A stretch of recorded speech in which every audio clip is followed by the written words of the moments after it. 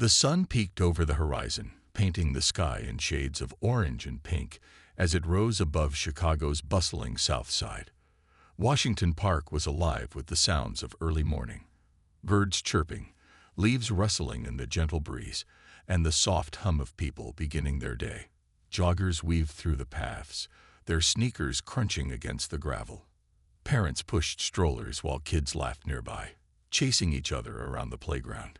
Among them sat an elderly man named Samuel Hayes, a quiet figure who had become a familiar sight in the park.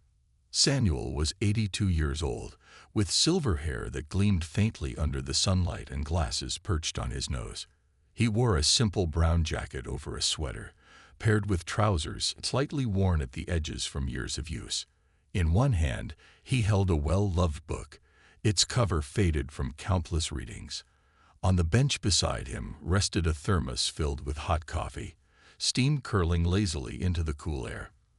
For decades, this spot by the oak tree had been his sanctuary, a place where he could escape the noise of the world and find peace.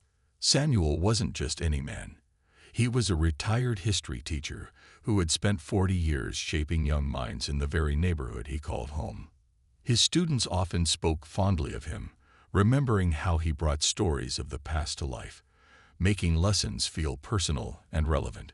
Even now, long after retirement, Samuel remained deeply connected to his community. Every morning, rain or shine, he came to the park not only to enjoy nature, but also to observe the rhythm of life unfolding around him. On this particular morning, however, something felt different. Samuel couldn't quite put his finger on it, but there was an unease lingering in the air. Perhaps it was the way the usual chatter seemed quieter than normal, or maybe it was the distant sound of sirens echoing somewhere far off. Whatever it was, it made him glance up more frequently from his book, scanning the surroundings almost instinctively. Unbeknownst to Samuel, trouble was already heading his way. A police cruiser rolled slowly along the edge of the park, its tires whispering against the asphalt. Inside sat Officer Greg Monroe, a man whose reputation preceded him. Known for his short temper and questionable tactics, Monroe had earned a name for himself, not necessarily a good one. Today, as his eyes scanned the park, they landed on Samuel. To Monroe, the elderly man sitting alone on the bench stood out like a sore thumb. Why was he here? What was he doing? Without giving it much thought, Monroe decided to investigate further. As the cruiser pulled closer, Samuel noticed the flashing lights reflecting off the trees. He lowered his book slightly, watching with curiosity as the car stopped near the curb. The door opened, and out stepped Officer Monroe, his uniform crisp and his expression stern. Samuel's heart sank a little, though he tried not to show it. Experience had taught him that moments like these rarely ended well. Still, he reminded himself to stay calm. After all, he hadn't done anything wrong. But deep down, he knew that sometimes innocence didn't matter. Officer Greg Monroe approached Samuel with long, deliberate strides, his boots crunching against the gravel path. His presence was imposing, casting a shadow over the peaceful morning scene. Samuel watched him come closer, his mind racing but his expression calm. He placed his book gently on the bench beside him and sat up straighter, ready to face whatever was about to unfold. "Good morning, officer," Samuel said politely, his voice steady despite the unease building inside him. "Is there something I can help you with?" Monroe didn't respond right away. Instead, he stopped a few feet away, his hands resting on his utility belt, as if preparing for trouble. His eyes narrowed as he studied Samuel from head to toe, taking in the worn book, the thermos, and the neatly pressed sweater. Something about the elderly man's appearance seemed to irritate him further, though Samuel couldn't imagine why. "I need to see some ID," Monroe barked abruptly, skipping any formal greeting or explanation. His tone was sharp, almost accusatory, as if he'd already decided Samuel was guilty of something. Samuel blinked, caught off guard by the demand. "May I ask why?" he replied, his voice still courteous but tinged with confusion. "I'm just sitting here reading my book." Monroe ignored the question entirely. "Do you have identification on you or not?" he repeated, louder this time, as if volume would make his authority more legitimate. The tension in the air grew thicker, and a few passers-by began to slow down, glancing curiously at the exchange. For a moment, Samuel hesitated, not out of defiance, but because he wanted to understand what was happening. Was this really necessary? He had done nothing wrong. But he knew better than to argue with someone like Monroe. With a deep breath, he reached into the inner pocket of his jacket and pulled out his wallet. Flipping it open, he handed over his driver's license. Monroe snatched it from Samuel's hand without so much as a thank you. He examined it closely, squinting at the details as if searching for flaws. Then, pulling out his radio, he called in the information to run a background check. While waiting for a response, he crossed his arms and began tapping his foot impatiently, his gaze fixed firmly on Samuel. The silence between them stretched uncomfortably. Samuel could feel the weight of Monroe's stare, heavy with suspicion and disdain. It wasn't the first time he'd been treated this way, but that didn't make it any easier to bear. Memories of similar encounters throughout his life flickered through his mind. Times when he'd been judged not by his actions, but by the color of his skin. He pushed those thoughts aside, focusing instead on maintaining his composure. Finally, the radio crackled to life, confirming that Samuel Hayes was indeed who he claimed to be. No warrants, no criminal record, just an 82-year-old retired teacher living quietly in the same neighborhood for decades. Yet Monroe's attitude didn't soften. If anything, it hardened. "You people always think you can get away with stuff," Monroe muttered under his breath, just loud enough for Samuel to hear.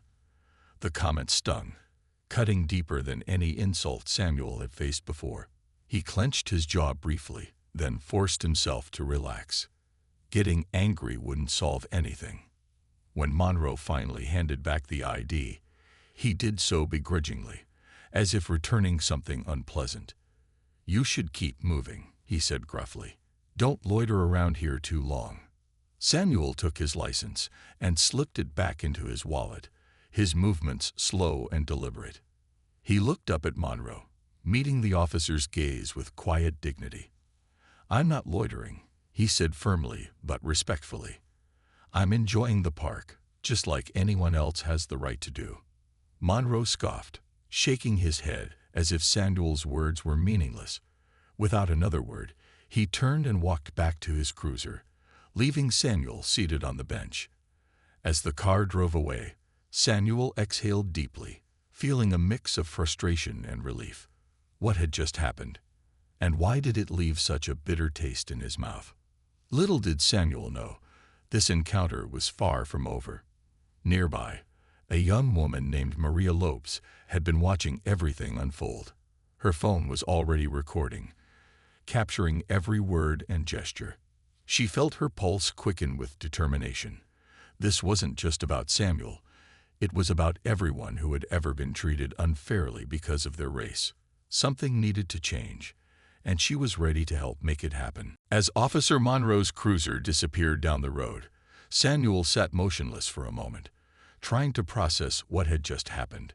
The peaceful morning he had envisioned was now tinged with frustration and sadness. He picked up his book from the bench, but instead of opening it, he stared at the cover, lost in thought. How could such a simple act, sitting in a public park, be twisted into something suspicious? Unbeknownst to Samuel, Maria Lopes had been watching everything unfold from a nearby bench. She was a young Latina woman in her late 20s, with dark curly hair tied back in a ponytail and a camera app open on her phone. Her eyes were sharp, always scanning for moments that told a bigger story. When she saw Monroe approach Samuel, she immediately sensed something was off. As the interaction grew more tense, Maria quietly began recording, capturing every word and gesture. When Monroe finally left, Maria hesitated for only a second before walking over to Samuel. "Excuse me, sir," she said softly, not wanting to startle him. "Are you okay?" Samuel looked up, surprised to see someone addressing him. At first, he wasn't sure how to respond, but there was kindness in Maria's voice, and something about her presence put him at ease. "I'm fine," he said after a pause, though his tone suggested otherwise. "Just tired of these kinds of encounters." Maria nodded, understanding exactly what he meant. She introduced herself and explained that she was part of a grassroots group working to document instances of racial profiling by police. "I recorded what happened here today," she added carefully. "If you're comfortable with it, we could use your story to shed light on what's going on." Samuel's eyebrows rose slightly. He glanced at her phone, then back at her face. For a moment, he considered declining.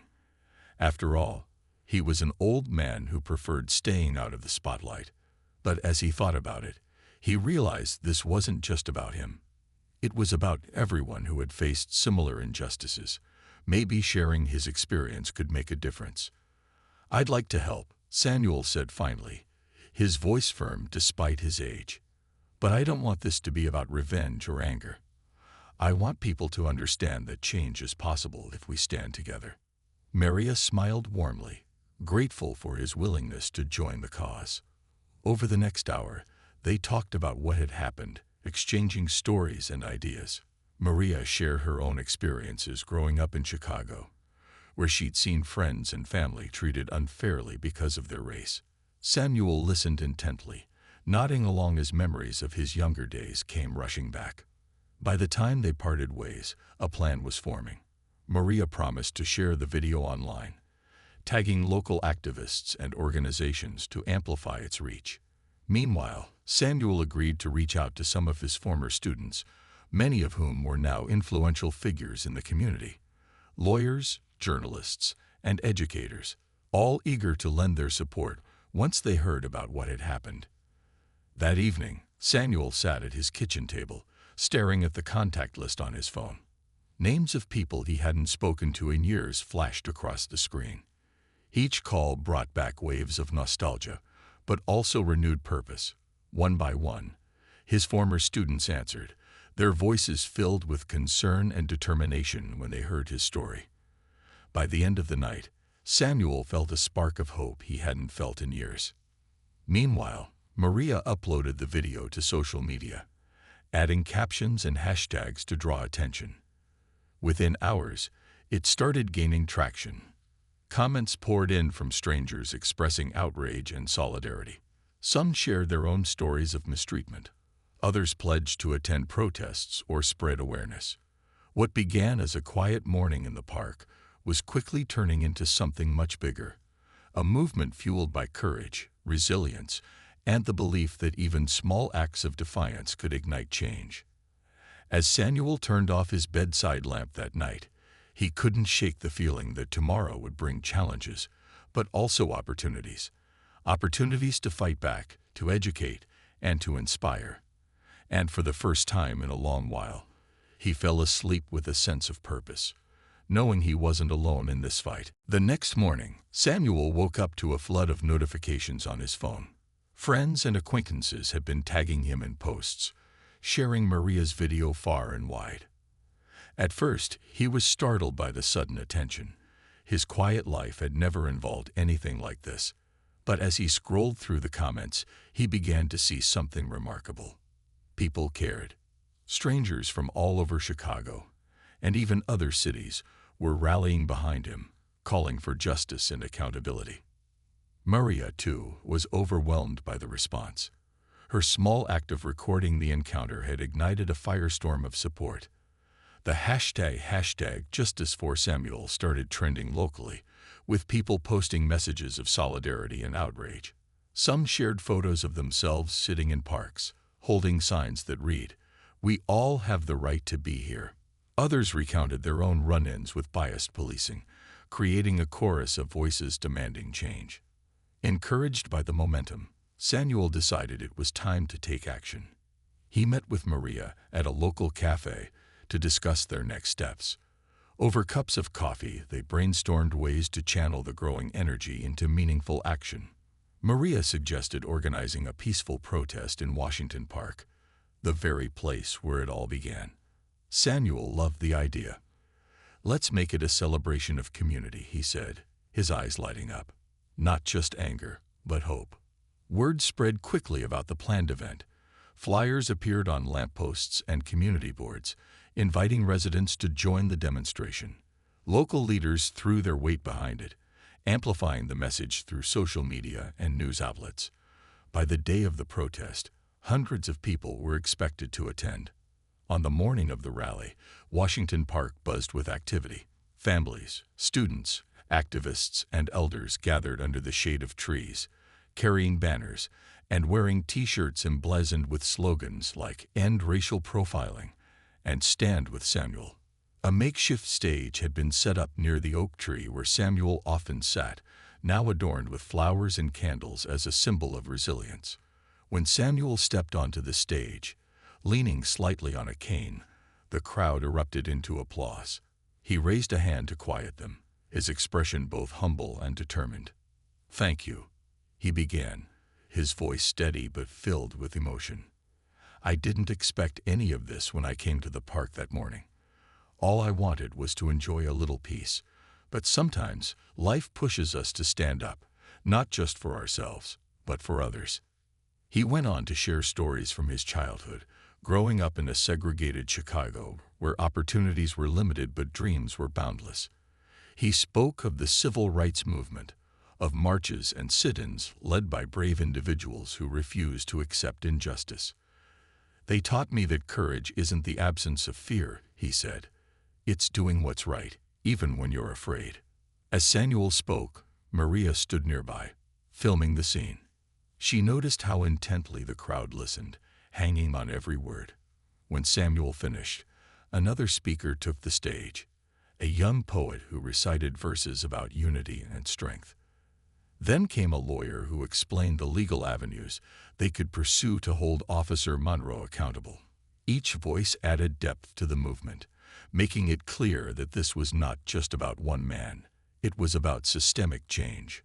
By the end of the day, the park felt alive with purpose. People lingered long after the speeches ended, chatting and exchanging ideas. Children played tag around the benches while parents discussed ways to stay involved. It was more than a protest. It was a gathering of hearts and minds united by a common goal. As Samuel walked home that evening, he couldn't help but smile. For years, he had believed that change happened slowly, almost imperceptibly. But today proved otherwise. Sometimes, all it took was one moment, one act of resistance, to spark a chain reaction.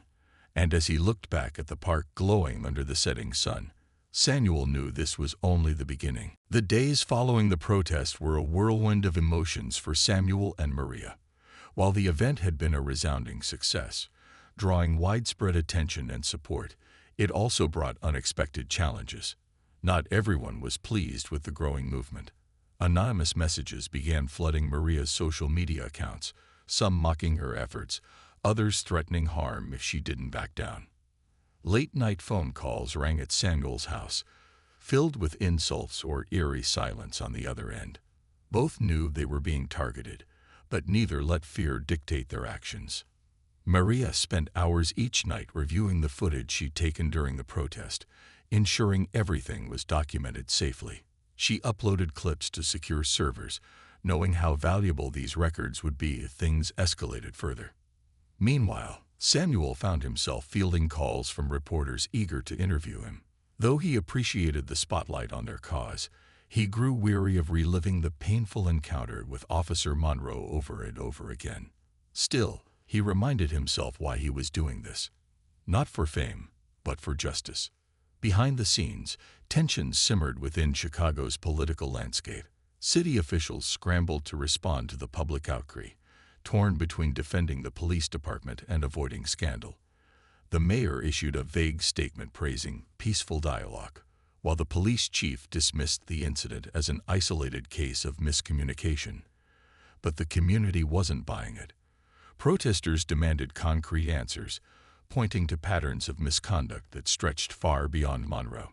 Samuel and Maria decided to escalate their efforts by filing a formal complaint against Officer Monroe.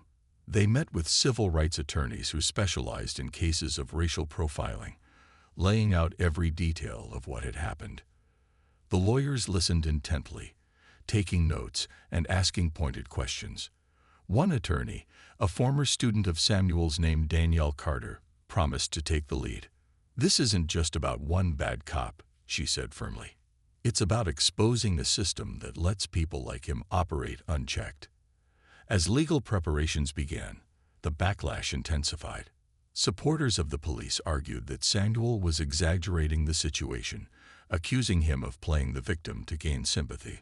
Online forums buzzed with heated debates, some defending Samuel's right to sit peacefully in the park, others claiming officers needed broad discretion to keep neighborhoods safe.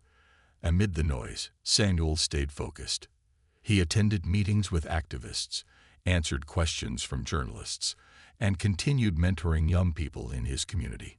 His calm demeanor became a source of strength for those around him. Maria faced her own battles.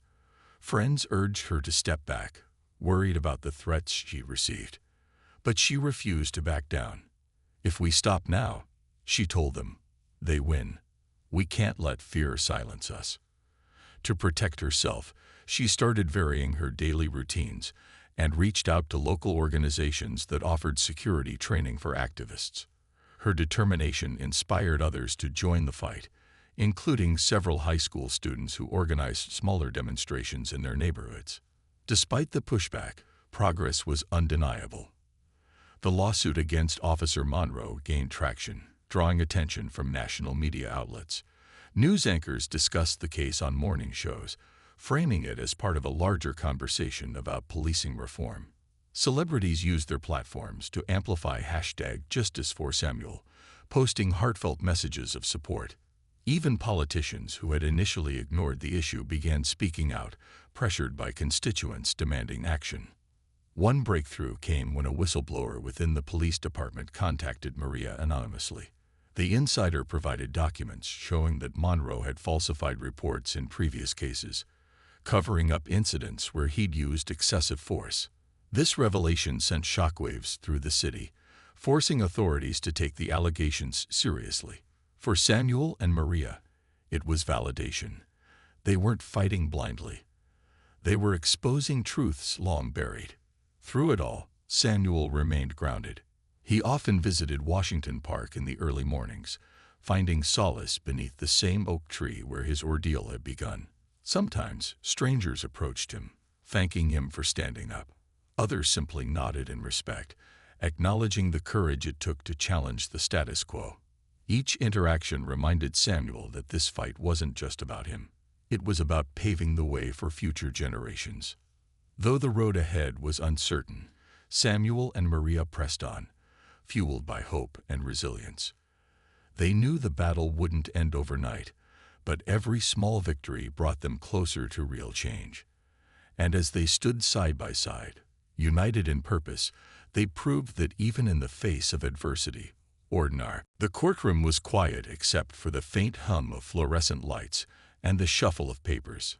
Samuel sat in the front row, his hands folded neatly on his lap, while Maria occupied the seat beside him, clutching a notebook filled with notes and reminders. The air felt heavy, charged with anticipation. Today marked the culmination of months of preparation. The lawsuit against Officer Greg Monroe was finally going to trial. As the judge entered and took her seat, Samuel glanced around the room. It wasn't just lawyers and court staff present. Dozens of community members had shown up to support him. Some were old friends, others strangers who had been moved by his story. A group of high school students held up handmade signs reading "Justice starts here," their youthful energy adding a sense of hope to the otherwise tense atmosphere. Even Danielle Carter, the lead attorney, seemed more determined than ever, her sharp eyes scanning the room as if daring anyone to doubt their case. The proceedings began with opening statements. Monroe's defense team argued that he had acted within protocol, portraying him as a diligent officer simply doing his job. But when Danielle stood to speak, her words struck like lightning. She painted a vivid picture of systemic racism, using Samuel's experience as a lens to expose broader injustices. "This isn't about one bad day in the park," she declared, her voice steady but passionate. It's about a pattern of behavior that has no place in our society. Witnesses testified over the next several days. Samuel recounted the encounter with clarity and grace, never raising his voice but leaving no doubt about the humiliation he'd endured. Maria shared her perspective as a bystander, describing how Monroe's tone and body language conveyed prejudice from the start. Then came the whistleblower, a former colleague of Monroe's who revealed damning evidence. Internal memos showed that Monroe had falsified reports in at least 3 prior cases, manipulating facts to justify aggressive tactics. The revelation sent shockwaves through the courtroom, forcing even the most skeptical observers to reconsider their stance. Outside the courthouse, public interest continued to grow. Protesters gathered daily, holding rallies and chanting slogans like "Accountability Now." Local artists created murals honoring Samuel, depicting him seated under the oak tree with the words, "Peace is not a crime," written boldly across the canvas. Social media buzzed with updates, keeping the momentum alive. Celebrities tweeted messages of encouragement, and late-night talk show hosts discussed the case, amplifying its reach far beyond Chicago. Despite the mounting pressure, Monroe's lawyers fought fiercely, attempting to discredit witnesses and downplay the significance of the leaked documents. At times, it felt as though the trial might drag on indefinitely. Yet every setback only strengthened Samuel and Maria's resolve. They spent evenings strategizing with Danielle, reviewing testimonies, and preparing for cross-examinations. Their teamwork became a testament to what could be achieved when people united for a common cause. Finally, after weeks of testimony, closing arguments arrived. Danielle delivered a powerful speech, urging the jury to see the bigger picture. "This is your chance to send a message," she said, her voice ringing through the courtroom. "To say that we will not tolerate discrimination disguised as law enforcement. Justice for Mr. Hayes means justice for everyone." When the verdict was announced, the room fell silent. The judge read the decision aloud. Officer Greg Monroe was found guilty of misconduct and abuse of power. Cheers erupted from supporters, tears streaming down faces as relief washed over them. While the punishment, loss of his badge and mandatory community service, wasn't as severe as some had hoped, the ruling carried immense symbolic weight. It proved that accountability was possible, even in a system riddled with flaws. For Samuel, the victory was bittersweet. He knew this was just one step toward lasting change, but it was a step nonetheless. As he left the courthouse surrounded by well-wishers, he couldn't help but smile. The road ahead would still be challenging, but together, they had shown the world what courage and unity could achieve. The victory against Officer Greg Monroe sent ripples through Chicago, igniting conversations about accountability and reform in ways no one had anticipated. While the ruling itself was modest, Monroe lost his badge and faced community service. It symbolized something much larger, a crack in the wall of systemic injustice. For Samuel and Maria, the win wasn't just personal. It was proof that ordinary people could stand up to power and make a difference. In the weeks following the trial, momentum continued to build. The city council, under immense public pressure, announced sweeping reforms within the police department. Mandatory bias training became standard for all officers, alongside stricter oversight measures. An independent review board was established to investigate complaints of misconduct, ensuring transparency and fairness. These changes weren't perfect, but they represented progress, a step toward rebuilding trust between law enforcement and the communities they served. Samuel found himself thrust into the spotlight as a symbol of resilience. Invitations poured in from across the country, asking him to speak at conferences, rallies, and schools.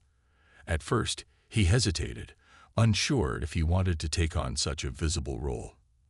But after talking with Maria, who reminded him how many lives his story could touch, he agreed.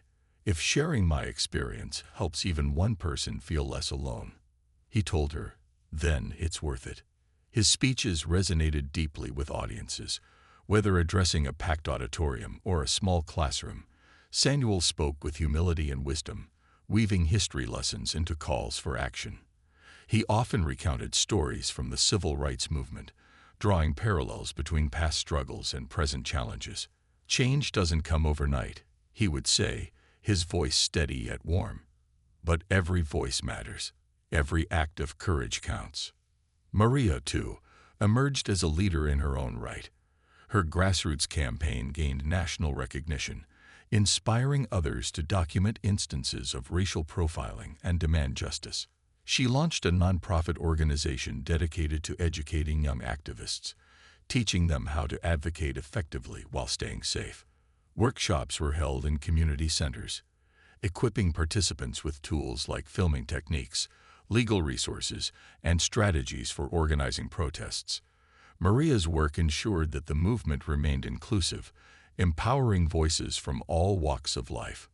Back in Washington Park, subtle changes began to reflect the growing sense of hope. A plaque was installed near the oak tree where Samuel had been sitting during the fateful encounter. It read, "Courage sparks change. Let us never forget the power of standing together." Children played nearby, oblivious to the significance of the words etched into the metal, but their parents paused to read them, nodding in quiet acknowledgement. Though the journey wasn't without its challenges, Samuel and Maria refused to let setbacks dampen their spirits. They attended town hall meetings, pushing officials to implement further reforms. When critics dismissed their efforts as overly ambitious, they responded with unwavering determination. "We didn't start this fight expecting everything to change overnight," Maria said during one particularly heated meeting. "But we're not stopping until real justice is achieved." As months turned into years, Samuel and Maria's partnership became a beacon of intergenerational collaboration. Young activists looked to Samuel as a mentor, valuing his perspective, shaped by decades of lived experience. In turn, Samuel marveled at Maria's energy and vision, reminding him that the torch of activism burned brightly in younger hands. Together, they bridged gaps, proving that unity transcended age, background, and circumstance. Their story served as a reminder that while victories might feel small in the grand scheme of things, they mattered. Each step forward created space for more steps, paving a path toward a better future. And though the road ahead remained long, Samuel and Maria walked it with purpose, knowing they had already sparked something extraordinary, a movement rooted in courage, compassion, and an unshakable belief in the possibility of change. Years passed, and Washington Park transformed in subtle yet profound ways. The oak tree where Samuel had once sat became a landmark, its sturdy branches now adorned with ribbons and notes left by visitors inspired by his story. Parents brought their children to see the plaque beneath it, using the moment to teach lessons about fairness, courage, and standing up for what's right. Samuel often returned to the park, sometimes sitting quietly on the same bench, watching as life unfolded around him. Though he was older now, his presence still carried a quiet strength that seemed to echo through the space. Maria's nonprofit grew into a nationwide network, empowering communities to document injustice and advocate for systemic reform. Her workshops reached thousands, equipping them with tools to challenge discrimination not just in policing, but in schools, workplaces, and beyond. She traveled frequently, sharing her journey alongside Samuel's story at conferences and rallies. Yet no matter how far she went, she always came back to Chicago, to the park where it all began. "This is where the spark ignited," she'd say during interviews, "and we've kept it burning ever since." Samuel continued mentoring young activists, hosting weekly gatherings at a local library. Over tea and cookies, he listened to their ideas, offered advice, and shared stories from his own life. Many of these young people went on to lead their own initiatives. Some focused on education equity, others on environmental justice or affordable housing. What united them was the belief that change started with ordinary individuals willing to take a stand. Samuel's legacy lived on in each of them, a testament to the power of passing the torch. The reforms implemented after Monroe's trial weren't perfect, but they planted seeds of accountability. Independent oversight boards reviewed complaints more thoroughly, leading to increased transparency.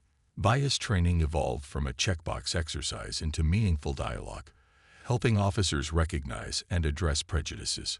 While there was still work to be done, the culture within the police department shifted incrementally, proving that persistence could yield results. One crisp autumn morning, Samuel stood beside Maria at a ceremony unveiling a mural dedicated to the movement. Painted across the side of a community center, it depicted scenes of unity. Protesters marching, hands joined, children playing under the oak tree, and Samuel himself, seated calmly with a book in hand. Beneath the vibrant images were the words, "Courage lies here." As the crowd applauded, Samuel turned to Maria with a smile. "It's not about me," he said softly. "It's about everyone who refused to stay silent." Though Samuel eventually slowed down, spending more time at home surrounded by books and memories, his spirit remained alive in the community. When he passed away peacefully at the age of 92, the entire city mourned. Tributes poured in from near and far, celebrating his lifelong dedication to justice. His funeral was held in Washington Park, where hundreds gathered to honor him, not as a victim, but as a hero who had inspired countless others to fight for a better world. Maria carried forward his message with renewed determination.